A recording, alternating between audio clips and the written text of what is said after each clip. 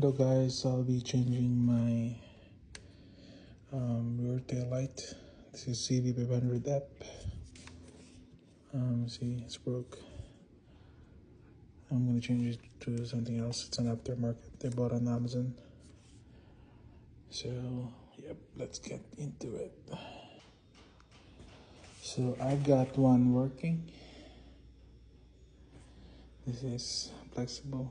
This part is flexible part. So, yep, I guess it's like probably when it falls, it will not, like broke right away. Yep, so that one is good. I'm going to take out this one. It's hard to get up the rubber thing though. Where is it?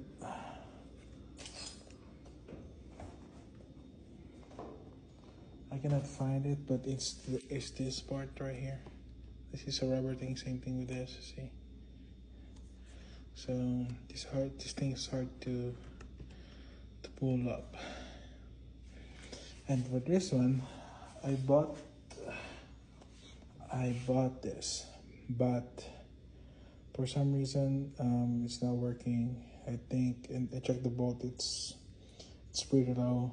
I think it's only hitting 8 volts when I check with the multimeter. So, yep.